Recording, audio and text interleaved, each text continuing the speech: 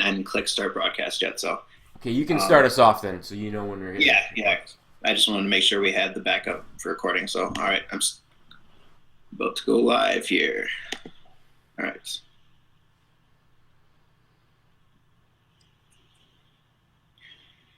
Welcome, everybody, to episode 6 of the former Fatties Fitness Show. I am one of your hosts, Jordan Pagel, jordanpagelfitness.com. And with me, as always, Mitch Calvert, calvertfitness.com. Mitch, how are you doing today? I am doing terrific. I don't know if you can see on video. Some people may be listening to this, but I have a new hat that my mom made for me. It says Calvert Fitness on it. So I'm a I big like time it. player now. I've made it. I like it. So, Mitch, what are we talking about today? We're going to dive into very low carb diets and why they're probably not the best for most people. And that's probably including you, the listener.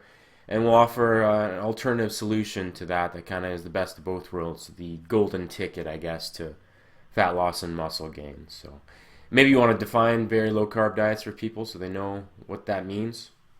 Yes. When we're talking about very low carb diets, we're talking um, less than 50 grams of net carbs per day. This is the kind of the threshold that the body goes into ketosis and starts looking to other sources within the body other than carbs for fuel because as some of our readers might know, carbs convert to glycogen in the body, which is actually the body's preferred source of fuel. So when you're on a very low carb diet, less than 50 grams per day, that's when your body's going to kind of start looking towards other sources of fuel. hmm And you were saying, I mean, very low carb diet in the short term may work. I mean, you lose a lot of water right away off the bat. If you got a really Mm-hmm. time sensitive goal, maybe it makes sense for you, but over the long term, sticking to it or you sabotage yourself along the way, and there's some research that suggests it works against you in the end, so we can get into that in a bit. Right, yeah, yeah. In the short term, low carb can make sense for some people, especially those who might be insulin resistant, just kind of resetting their insulin sensitivity a little bit. But yeah, in the long term, very low carb diets don't make sense for too many people. So I guess let's talk about some of the negatives associated with low carb diets, and then we'll kind of dive into a strategy to help kind of balance things out. So, Mitch, why don't you give us one negative you have about hmm very low carb diets?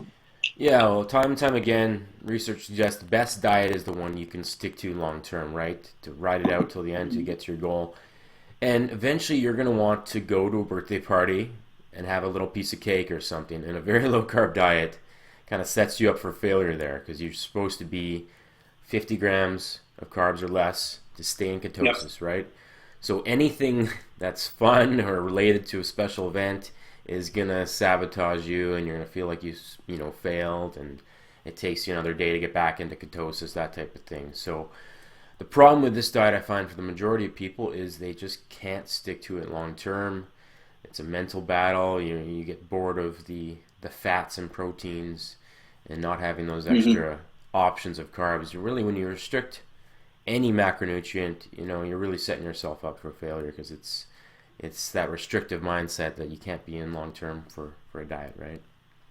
Right. Yeah. And you mentioned failure there. That kind of for a lot of people, that is the hardest part of diets is when they feel like they failed. It kind of sets and kind of takes you off track a little bit, and people get down on themselves and think, oh, I can't do this. When really, just it's nothing wrong with them. It's just that there might be something wrong with the diet that they chose, which part of this whole fat loss thing and is finding what works for you. So yeah, the concept of failure is one that definitely is associated with low carb diets. Anything else on that point, Mitch? No, I think that about covers it. It's just, yeah, finding something that you can do long term, and usually that just isn't this diet because it's so restrictive, right? So, I Right. mean, Yeah. I guess another negative of low carb diets, as I kind of alluded to it a little bit, is that carbs are your body's preferred source of energy.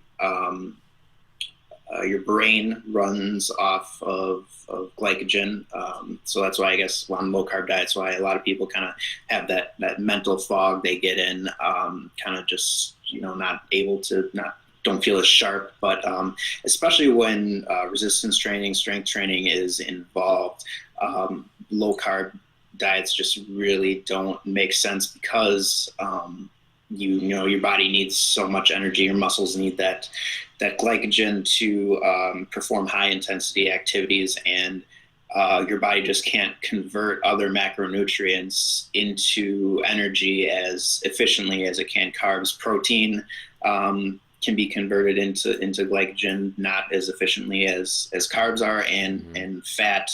It is really tough for your body to use fat as an efficient fuel source. So on a low carb diet, it's really going to be tough to maintain high intensity exercise for long periods of time, just because your body is working so hard to convert non-preferred sources of energy into energy, right? Mm-hmm. Yeah, absolutely. Yeah, when you're having to convert protein through gluconeogenesis, protein into glucose, you're obviously not using that protein for what you want, which is building muscle, right? So once you run Right. out of that supply, you're going to be, cutting into your lean body mass. So it's a lose-lose situation in the long run. Yeah. And I guess, yeah, I can Um, touch upon my point there of sacrificing muscle on this diet. There's some recent findings that show a very low carb diet in the long run is going to compromise lean body mass in comparison to a moderate carb diet, right? So if you're trying to right. build muscle optimally while you do this, and a lot of people's goals is to kind of replace the fat with lean body mass over time, then this diet may not set up well for that, right? Right. Yeah, exactly. Um, well, what's another negative about low carb diets that you got? Yeah, I think that point is the big one, right? The muscle building capacity on this diet is not where you want it to be, especially if you're strength training regularly. You want to build muscle and look the part, then you need carbs to fuel that Mhm. performance, like you said. So I think that was sort of my second point was maintaining lean body mass. You need some carbs in your diet to do that. Yeah, definitely. Um, I guess the last point I have on low carb diets, and it's one I think not a lot of people really take into account, but um, carbs do have an effect on your hormones, and specifically some hormones that not only deal with fat loss, but just overall health and function too. A Mm-hmm. couple of the big hormones um, that carbs affect are, one, your thyroid, specifically T3, which Mm-hmm. is huge in regulating your metabolism. Low carb diets are associated with low thyroid or decreased thyroid levels, which is going to equate to a slowdown of your metabolism. Another big one, especially for men, is testosterone. A number of uh, studies have shown that low carb diets are associated with not only decreased testosterone levels, but increased cortisol too. And while we know cortisol is not necessarily um, bad, chronically elevated levels of cortisol are going to that are going to start eating away at your muscle, and also help not help but are going to cause low testosterone levels as well. So high cortisol, low testosterone, low carbs, those things all are kind of working against you here when you're on this type of diet. Mm-hmm. Yeah, and I guess the last point I have really is you can still gain fat on a very low carb diet. I mean, it's really reliant Mm-hmm. on fat intake, and that's the most calorie dense macronutrient there is, right? Nine calories per gram. So you could overeat easily on nut butters and nuts. I mean, people tend Mm-hmm. to think the insulin fairy isn't gonna come because you're on a very low carb diet, right?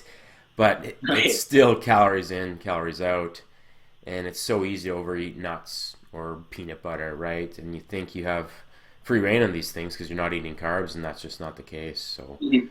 it can Yeah, be and another really. point too with the higher fat intake is, a lot of people think that they go on low carb diets because they think, carbs are making me fat. Well, it's really difficult for the body um, to store carbs as fat. It doesn't like to have to make that conversion. It would much rather just store fat as fat because it doesn't have to convert that at all. And so Mm, by eating a higher fat diet or a very high fat diet, you are much more likely to store fat than actually you would be if you're eating a high carb diet. But like you said, it comes down to calories in, calories out at the end of the day. So mm, I absolutely. guess I guess let's, now that we kind of talked about some of the negatives here, let's dive into a good strategy or two here for people who might want to start incorporating a higher carb diet into their lifestyle.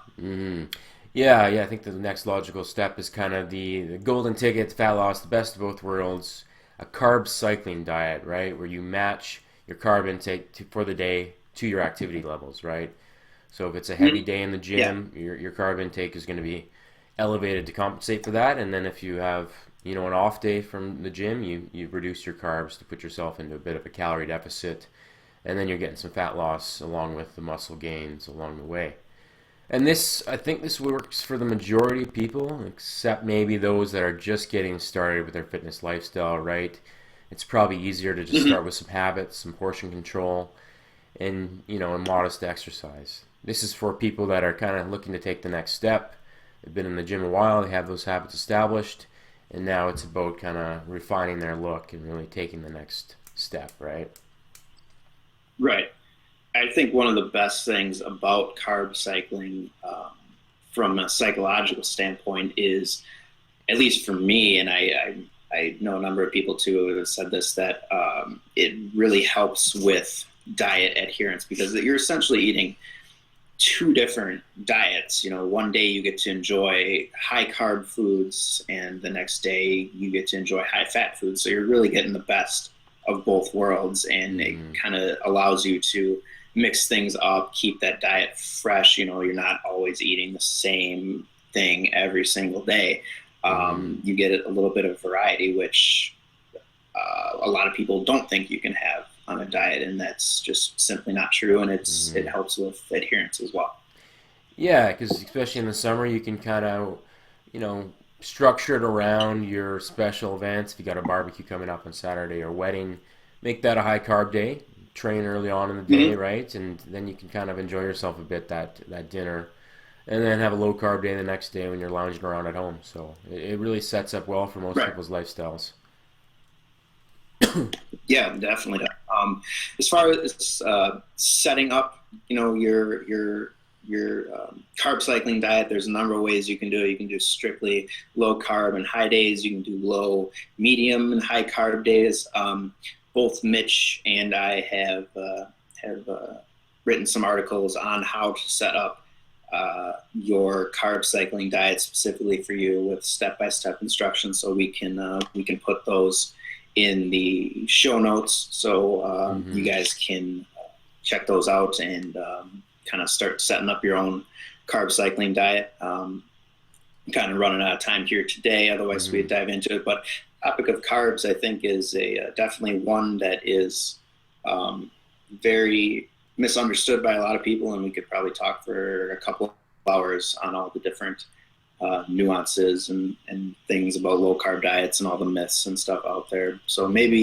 maybe in a future show we'll come back and talk about some more low carb stuff and bust some more myths. How's that sound? Sounds awesome. Yeah, absolutely, Jordan. All right, I think, Mitch, unless you got anything else, that's all I have today for this episode. Yeah, I think that about covers it. At least we didn't want to go into too much detail with formulas and everything else, but those articles will kind of be the next step for people to get more information on it. But yeah, it's as Mm-hmm. pretty as simple as it sounds. You keep your protein constant, and your carbs fluctuate based on activity levels each day. So That about sums it up. I don't know Yeah. if you had anything else. Nope, that's all I got today. Thank you, everybody, for listening, and we will be back soon with another episode of the Former Fatties Fitness Show. Take care. We'll see you guys.